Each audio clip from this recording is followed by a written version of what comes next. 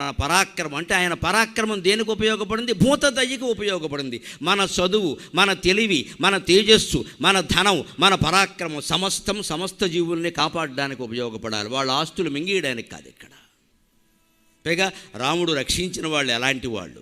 అందుకే తిప్పన్న చాలా ధైర్యంగా అడుగుతున్నాడు, నేనేవో తప్పులు చేసి ఉండొచ్చు, ఘోరాలు నేరాలు కూడా చేసి ఉండొచ్చు, నువ్వేమిట్రా నీకు సరైన భక్తి కూడా లేదు, నిన్ను నేను ఎందుకు కాపాడాలరా అనొచ్చు అని అంటాడేమో రామచంద్రమూర్తిని.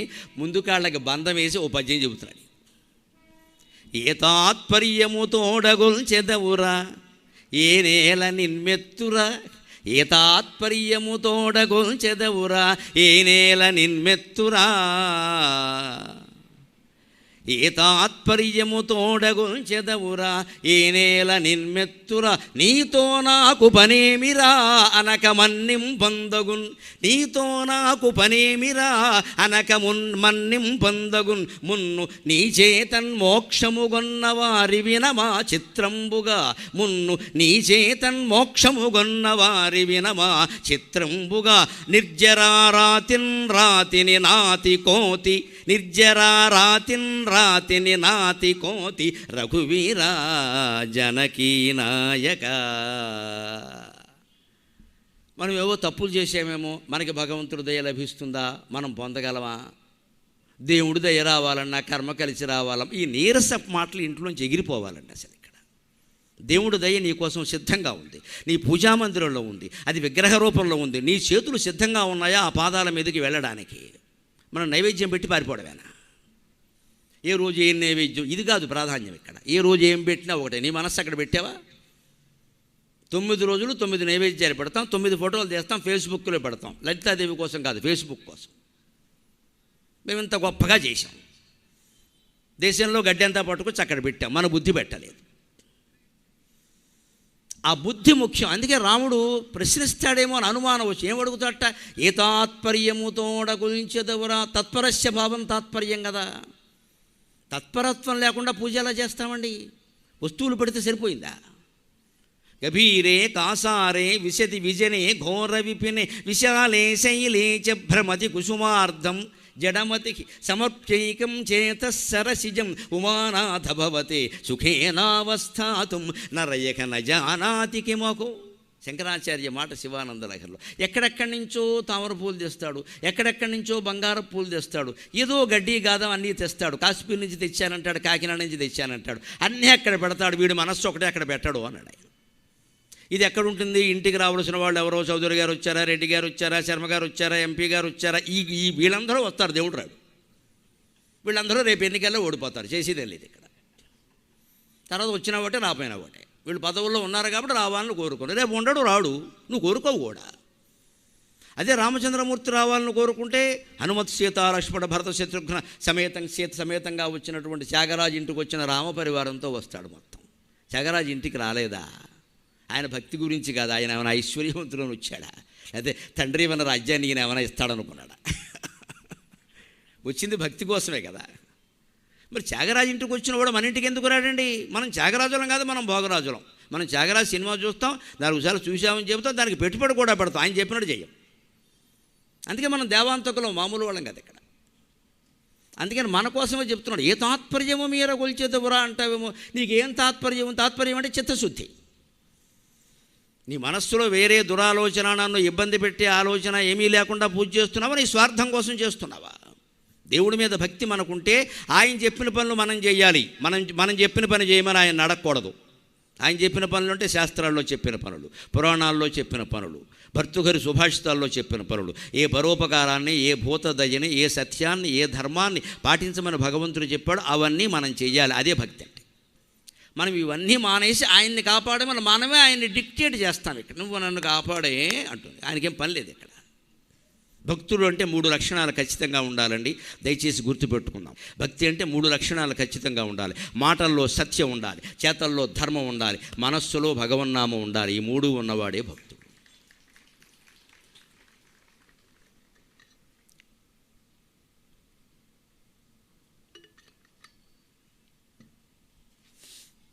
ఈ 3 ఉంటేనే భక్తి. గుడికి 16 సార్లు వెళ్ళాను, 108 ప్రదక్షిణాలు, దేవుడికి కూడా విసుగు మన మొహం చూడలేక. నేను 100 సార్లు ఎవరి దగ్గర మళ్ళీ ఇంటికి వెళ్ళి కూర్చో ఇంకోటి తిరుగుతారు, వాడు మొహం చూస్తాను నీకంటే బాగుంటుంది అంటాడు ఆయన. మనమో మొక్కేస్తూ ఉంటాం అక్కడ విసుగేసుకుని. ఇక్కడ ఆయనకి విసుగు వస్తుంది చూసి. మనకు రోజు ఒక మహిమ చూస్తుంటే విసుగు రావట్లా. పెళ్ళి అవ్వగానే నచ్చిన భార్య 10 ఏళ్ళు అయ్యాక ఎందుకు నచ్చలా? విసుగు కారణంగానే. ఆవిడకి ఈయన నచ్చలా, పైకి చెప్పదు. కానీ ఇప్పుడు పైకి చెప్తున్నాడు, ఆవిడ చెప్పదు, అంతే తేడా. నచ్చలేదు, ఎందుకంటే ఇన్ని ఏళ్ళు అవ్వబట్టి. అందుకే వేదాంతం అర్థం కావాలంటే ఏమీ చేయక్కల. 100 వేదాంత గ్రంథాలు చదివిన అర్థం కాని వేదాంతం పెళ్ళయి 10 ఏళ్ళు అయితే ఇద్దరికి టీకా తాత్పర్యాలతో సహా తెలిసిపోతుంది. ఎవడు చెప్పక్కల. కట్టిన బొప్పిలు చాలు, తగిన మొట్టికాయలు చాలు ఇద్దరికి. వీళ్ళు తినగా ఉండక ఇంకో ఇద్దరిని దించారు కదా, స్వర్గంలో సుఖంగా ఉన్న వాళ్ళని వాళ్ళతో సహా వీళ్ళు పడుతూ ఉంటే సరిపోతుంది. మన జీవితం మనకి నేర్పినట్టుగా ఎవడో నేర్పలేని. జీవితాన్ని మించిన గ్రంథం లేదు, అంతరాత్మను మించిన గురువు లేడు, శరీరాన్ని మించిన క్షేత్రం లేదు, మనస్సును మించిన తీర్థం లేదు. మన ఇంట్లో కూర్చొని చేసుకోవచ్చు. శరీరమే గొప్ప క్షేత్రం, మనస్సే గొప్ప తీర్థం, అంతరాత్మే గురువు. నీ జీవితమే నీ గ్రంథం.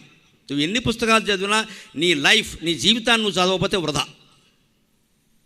కనీసం 40 ఏళ్ళు దాటాకైనా అసలు 40 ఏళ్ళలో మనకి ఏం జరిగింది, మనం ఎక్కడ ఓడిపోయాం, ఎక్కడ గెలిచాం అని ఒక్కళ్ళమే ఆలోచించుకోవాలి. మళ్ళీ పక్కన భార్య భర్త కూడా ఉండకూడదు, పిల్లలు అసలే ఉండకూడదు, ఒక్కరే ఉండాలి. స్నేహితులు కూడా గొప్పలు వచ్చేస్తాయి. మన తప్పులన్నీ కప్పెట్టుకుని ఎదురు కూడా తప్పులు చెప్తాం. అక్కడ ఒక్కళ్ళమే ఉంటే చెప్పం. తెలిసిపోతుంది మన జీవితం మనకు చాలా నేర్పుతుంది.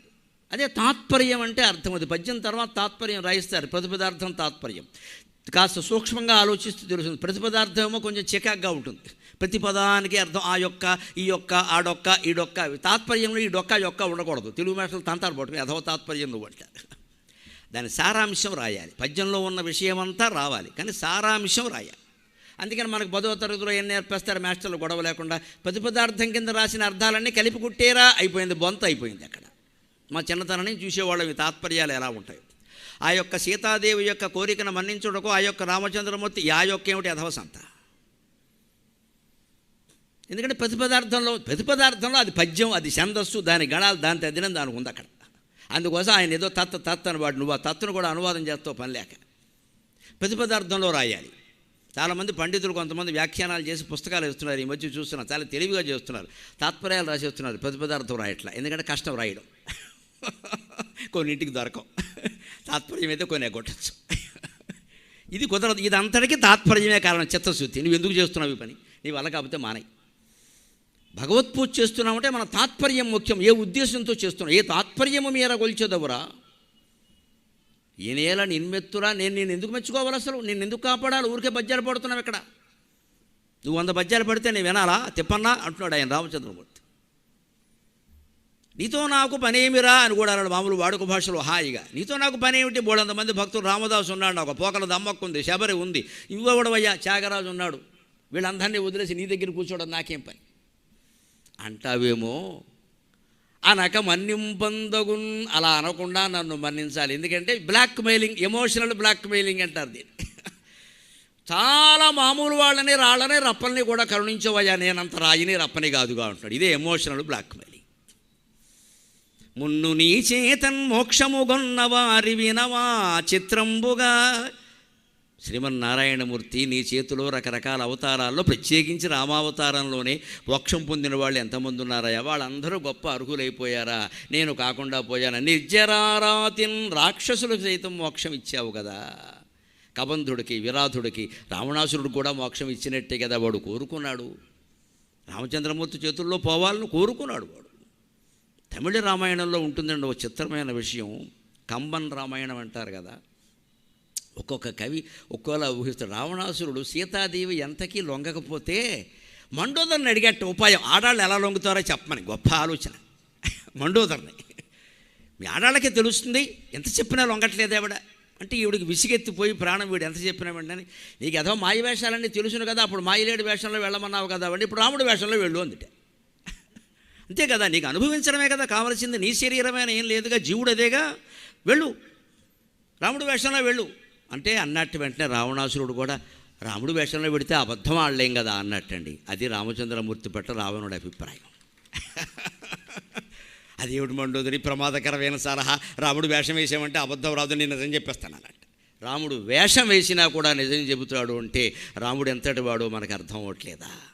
రాముడిని పూజిస్తే మనమెంత వాళ్ళం అవుతామో మనకు తెలియట్లేదా? రామపూజలో ఉన్నాం, రామపద్యాలు వింటున్నాం, రాముని భక్తులు ఉంటున్నామంటే అబద్ధం ఆడకూడదు.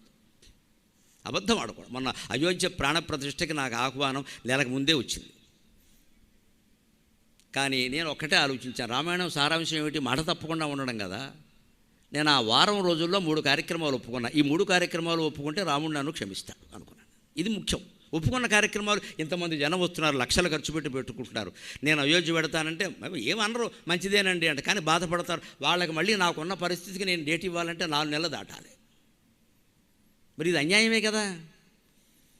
అందుకని మరోసారి పెడదాం. ఎంత ఆహ్వానం వచ్చి ఎంత గౌరవం ఉన్నా సరే మన మాట తప్పకూడదు. రామాయణం సారాంశం మాట తప్పకపోవడం కదా.